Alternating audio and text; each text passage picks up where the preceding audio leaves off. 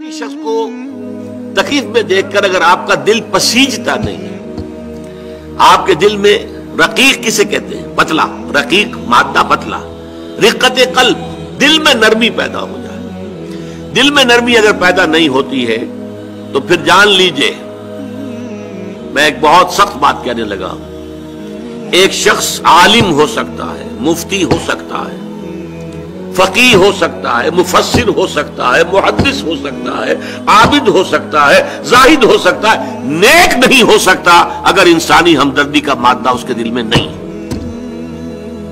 بات سمجھ لیا آپ نے پوری؟ یہ ہے ترتیب کے اندر مضمر۔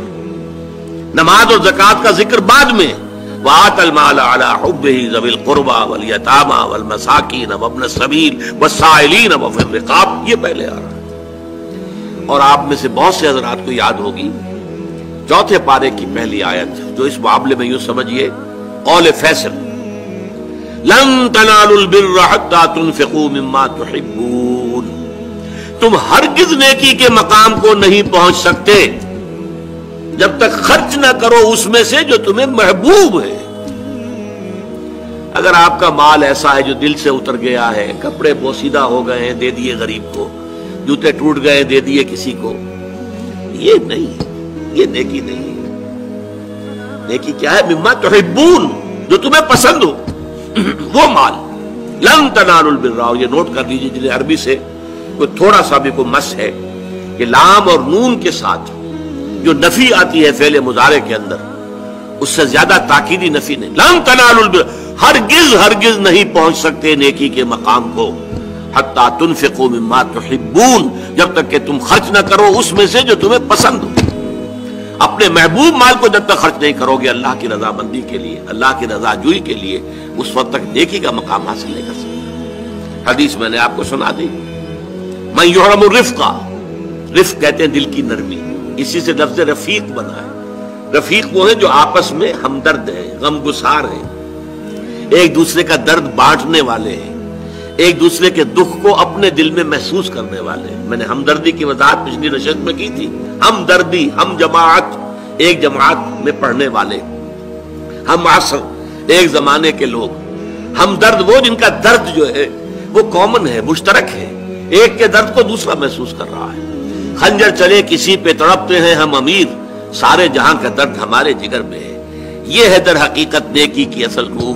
میں پھر دوہرا رہا ہوں، جس میں یہ نہیں ہے، جو بخیل ہے، جو کٹھور دل ہے، جو سخت دل ہے، وہ عابد ہو سکتا ہے، زاہد ہو سکتا ہے، مفسر ہو سکتا ہے، محدث ہو سکتا ہے، فقیہ ہو سکتا ہے، مفتی ہو سکتا ہے، لیکن نیک نہیں ہو سکتا۔ یہ قرآن کا فتویٰ ہے، لن تنالوا البر حتیٰ تنفقوا مما تحبون۔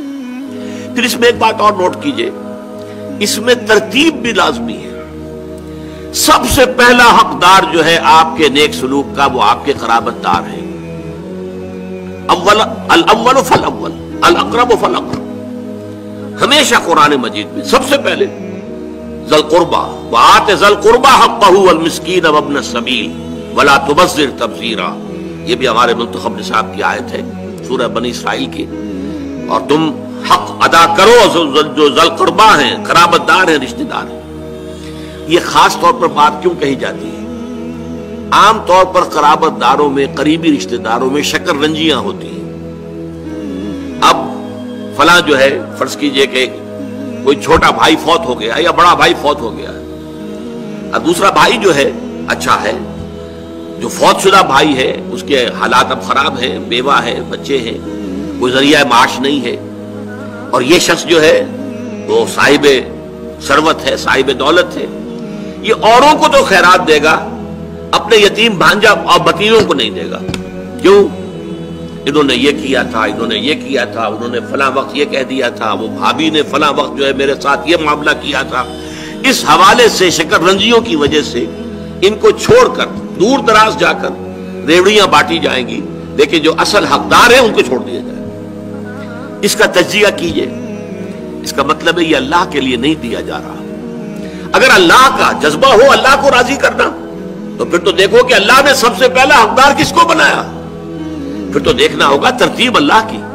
اللہ کی ترتیب میں تو وآت المال علی حبہ ذوی القربیٰ، ذوی القربیٰ سب سے پہلے ہے، اس کے بعد یتاما ہے، مساکین ہے، وابن السبیل ہے، والسائلین ہے، وفی الرقاب ہے، لیکن اولین جو ہے ذی القربیٰ ہے۔